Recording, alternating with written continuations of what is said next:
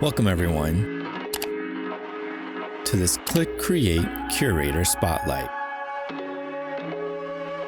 This month we have Brassa by Pravijn.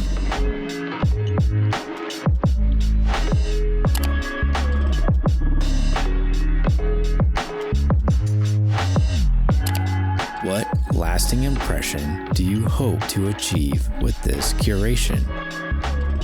When I got into this space a few years back, I was very surprised by how much art I discovered from different parts of the world, especially like with the Japanese community, the Indonesian community, and the Brazilian community.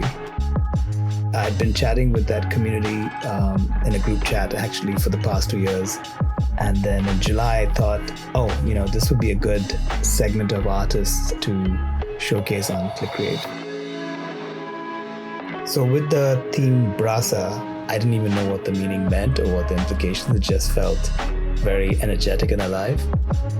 In Brazil, Brassa is a nickname for the country itself, often used as a casual, affectionate shorthand, just like in the United States, we say the States.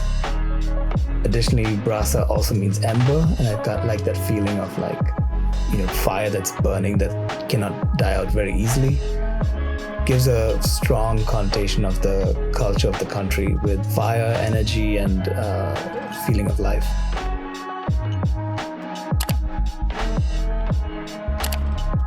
How did the artist's individual styles contribute to the central theme? I didn't want this theme to be just about freedom of speech. I wanted to show that, art cannot be censored, and perhaps it can be censored in the way it's being delivered, but it doesn't really censor you can't hold back the spirit of these artists. I think if all these artists had been permanently dropped from Twitter, it was in no way going to hold them back from the way they create. They would have just continued on whichever platform. There are communities around the world that are thriving that we sometimes don't get the right exposure to just because of language filters through whichever media we consume.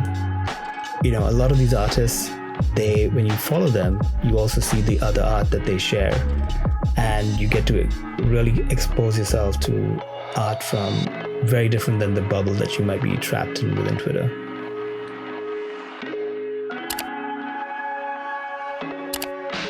How did you select this month's artists?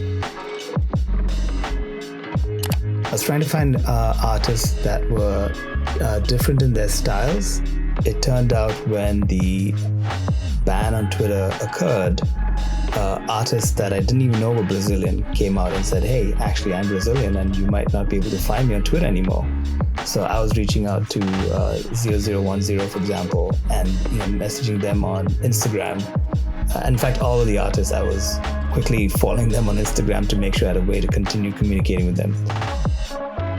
When I chose these artists for this drop, it was a very different range and styles between them that I thought was very unique and wasn't necessarily indicative of just being the Brazilian culture, but felt very crypto-native as well.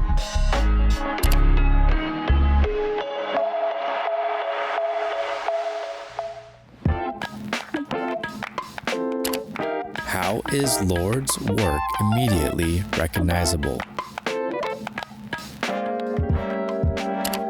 Lord has a very unique, glitchy style that I can immediately recognize whenever his work pops up on the timeline.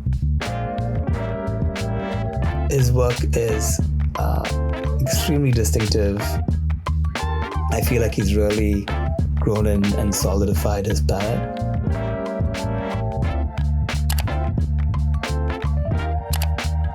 How does Expressionism influence Basu's style of creating art?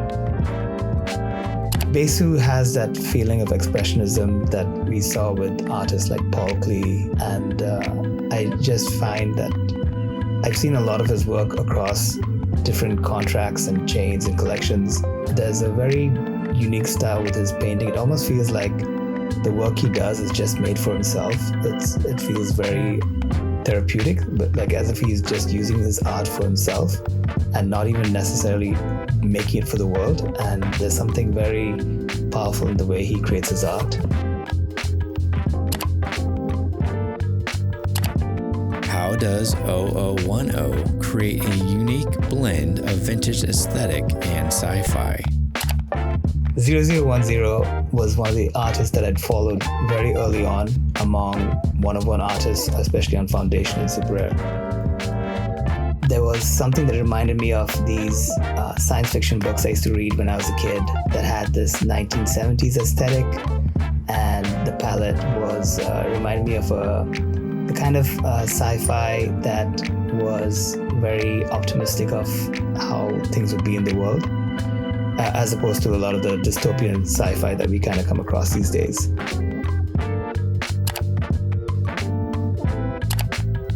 How does Cider's prolific art create contrast in the curation? Cider. Even if you have not come across Cider as an artist, you have come across his work. There are so many collectors that have used his art as a PFP, from Artie Hands to Nice Day Jewels. His work is extremely distinctive with the monochrome. Reminds me of the Aphex Twin style artwork from the 90s. It just was I find it very contrast considering, the colorful nature of a lot of Brazilian art. Cider's aesthetics usually feel very distilled in how he creates his work.